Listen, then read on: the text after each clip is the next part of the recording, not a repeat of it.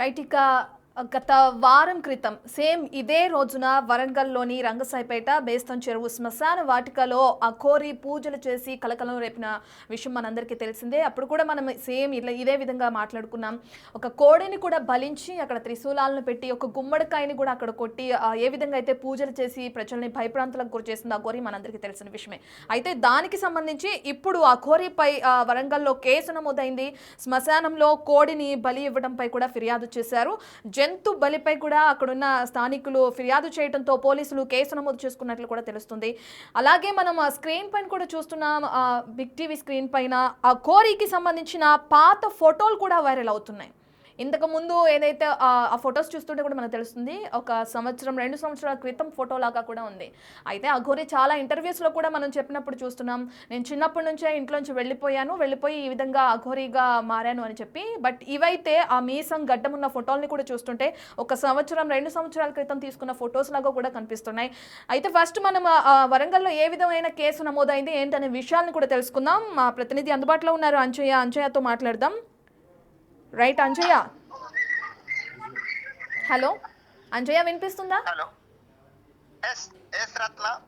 అంజయ్య, అయితే వరంగల్లో ఇప్పటికే అఘోరి పైన కేసు నమోదైంది అంటున్నారు. ఏ విధంగా ఫిర్యాదు అందింది, ఏ విధమైన సెక్షన్ల కింద కేసు నమోదు చేశారు పోలీసులు?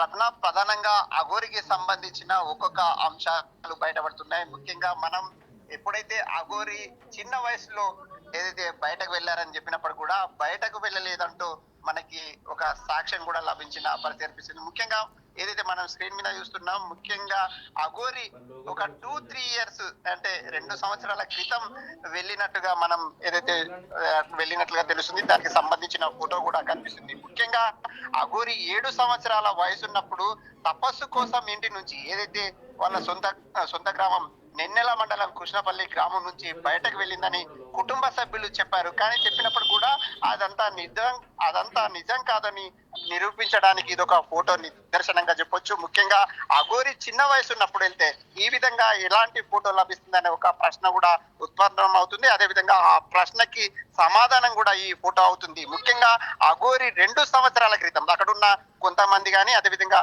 వాళ్ళకి సంబంధించిన సన్నిహితులు అదేవిధంగా ఆ గ్రామానికి సంబంధించిన వ్యక్తులు చెప్తున్న ఏదైతే విషయం ప్రకారం అఘోరికి 2-3 ఇయర్స్ బ్యాకే వెళ్ళి ఉండొచ్చనే ఒక సమాధానం మాత్రం వినిపిస్తుంది. అయితే అఘోరి మాత్రం ఈ మధ్య కాలంలో వరంగల్లో ఒక సంఘటన జరిగింది. ముఖ్యంగా శ్మశానానికి వెళ్ళడం జరిగింది. అక్కడ ఒక నానా హంగామా సృష్టించడం అదేవిధంగా అనేక ఇబ్బందుల పాలైన నేపథ్యంలో అక్కడ కూడా పోలీసులు కేసు నమోదు చేయడం జరిగింది. దానికి సంబంధించిన కేసులు నమోదు చేసి విచారణ కొనసాగిస్తున్నారు. ఆ కేసులకి సంబంధించిన అంశాన్ని కూడా తీవ్రమైన అంశంగా పరిగణిస్తున్నారు. ముఖ్యంగా ఇప్పటికే ధర్మ పరిరక్షణ కోసం అదేవిధంగా ధర్మాన్ని రక్షిస్తానని ఒక సందేశాన్ని ఇస్తానని చెప్పిన అఘోరి ఈ విధంగా ప్రజల్లో ఒక అలజడి అదేవిధంగా అశాంతిని అదేవిధంగా ఆ ప్రాంతంలో కొంత ఏదైతే శాంతియుత వాతావరణాన్ని ఇబ్బంది కలిగించే విధంగా వ్యవహరిస్తున్నారనే అంశంతో అలాంటి అంశాలను పరిగణలోకి తీసుకునే కేసులు నమోదు చేసినట్లుగా తెలుస్తుంది రత్న.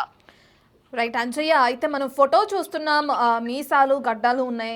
ఏమని చెప్పారు? ఇంతకు ముందే నేను చిన్నప్పుడే వెళ్ళిపోయాను, అఘోరిగా మారానని చెప్పారు.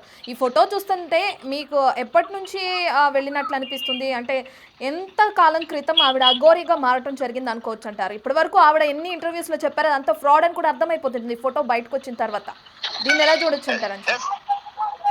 రత్న, ప్రధానంగా మనం కుటుంబ సభ్యులతో మాట్లాడడం అదేవిధంగా ఆ గ్రామానికి ఏదైతే నెన్నెల మండలం కృష్ణపల్లి గ్రామానికి కూడా వెళ్ళాం. అక్కడ కూడా ఎక్కడైతే కుటుంబ సభ్యులు అదేవిధంగా పక్కింటి వాళ్ళు అదేవిధంగా గ్రామానికి సంబంధించిన అనేక వ్యక్తుల సందర్భంగా ఎవరైతే కుటుంబ సభ్యులు ఎవరైతే గ్రామస్తులు చెప్పిన దానికి భిన్నంగా చెప్పడం జరిగింది.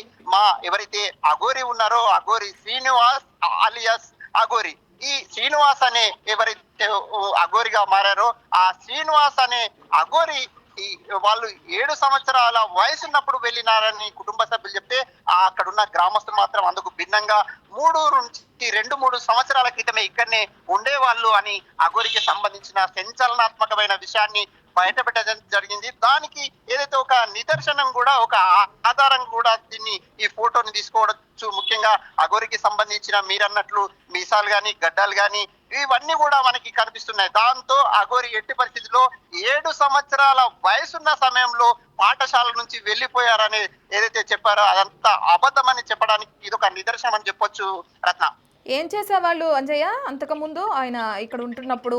ఏం వర్క్ చేసేవాళ్ళు, ఏం చదువుకున్నారు, ఎలా ఉండేవాళ్ళు అనే డీటెయిల్స్ ఏమైనా తెలిసినాయా?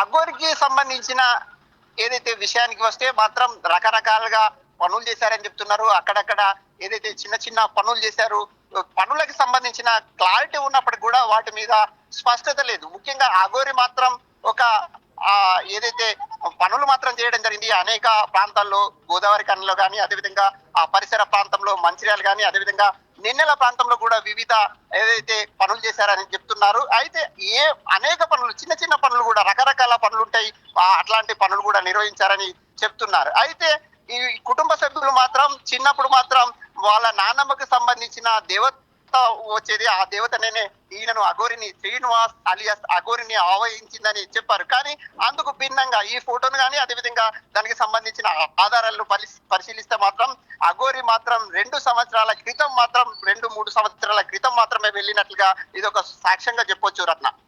రైట్ అంజయ్య, అబ్బాయిగా ఉన్న మనిషి 2-3 సంవత్సరాల క్రితమే అఘోరీగా అవతారం ఎత్తి ఇప్పుడు తెలుగు 2 రాష్ట్రాల్లో కూడా హల్చల్ చేస్తూ ఏ విధంగా అయితే కేసుల వరకు వెళ్ళారో కూడా మనం చూస్తున్నాం. సో ఎందుకు ఇట్లా మారాలి అనుకుంటున్నారు? అంటే ఎలా చూడొచ్చు దీన్ని? డబ్బు కోసం అనుకోవచ్చు అంటారా, ఒక ఫేమ్ కోసం అనుకోవచ్చు అంటారా? దీన్ని ఎలా చూడొచ్చు అంటారు? రత్న, దీన్ని రకరకాలుగా చూడొచ్చు.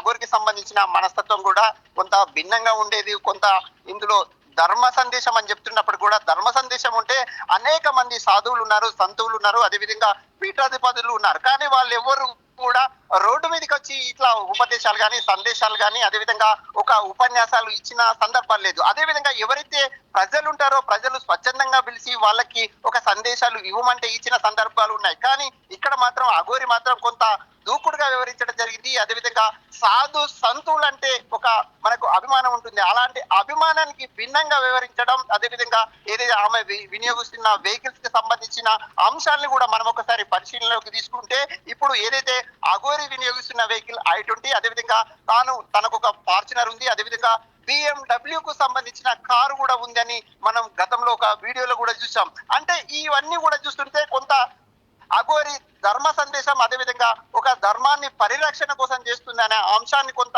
వెనక్కి తగ్గినట్టుగా, అదేవిధంగా ఈ శ్రీనివాస్ అనే వ్యక్తి ఈ విధంగా 2-3 సంవత్సరాలుగా మారినట్లుగా కొంత పేరు కోసం, అదేవిధంగా కొంత ధనాపేక్ష కూడా ఉందనే అర్థమవుతున్నట్టుగా మనకి స్పష్టమవుతుంది రత్న.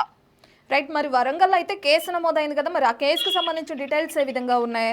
దానికి సంబంధించి అఘోరిని అదుపులోకి తీసుకుని ఉన్నారా, విచారించనున్నారా? దానికి సంబంధించిన డీటెయిల్స్ ఏంటంటే రత్న, ప్రధానంగా ఇప్పటికే అఘోరి అనేక ప్రాంతాల్లో కూడా కొంత శాంతియుత వాతావరణాన్ని కొంత ఇబ్బందికరమైన పరిస్థితులు సృష్టించే ప్రయత్నం చేసింది. అందులో భాగంగానే ఏదైతే హైదరాబాద్ కానీ, వరంగల్ కానీ, అదేవిధంగా ఏదైతే మంచిర్యాల జిల్లాలో కానీ, అదేవిధంగా ఆంధ్రప్రదేశ్ లో కానీ వరంగల్లో శ్మశానానికి వెళ్ళి అక్కడ అనేక ఒక హంగామా సృష్టించడం పట్ల అక్కడ తీవ్రమైన నిరసన, అదేవిధంగా ప్రజల్లోకి వ్యతిరేకత కూడా వచ్చిన పరిస్థితి. ఆ సందర్భంగా శ్మశానంలో పూజలు నిర్వహించడం, అదేవిధంగా ఒక ఒక ఒక పదార్థాన్ని కూడా ఏదైతే తీసుకోవడం, అట్లాంటి అంశాలన్నీ కూడా కొంత ఇబ్బందికరమైన పరిస్థితులు ఉండడం, అదేవిధంగా శాంతియుత వాతావరణం, అదేవిధంగా ప్రజల్లో కొంత ఇబ్బందికరమైన వాతావరణం సృష్టించడం పట్ల పోలీసులు ఇప్పటికే ఒక కేసు నమోదు చేశారని తెలుస్తుంది. ఆ కేసు ప్రకారం ఏదైతే కేసు నమోదు చేసిన తర్వాత విచారణకు పిలుస్తారు. ముఖ్యంగా ఇప్పటికే మరి అఘోరిని విచారణకు పిలుస్తారా లేదా నోటీస్ ఇచ్చి పిలుస్తారా అనే అంశాన్ని కూడా మనం పరిగణలోకి తీసుకోవాలి రత్న. Right, thank you అన్సయ్య.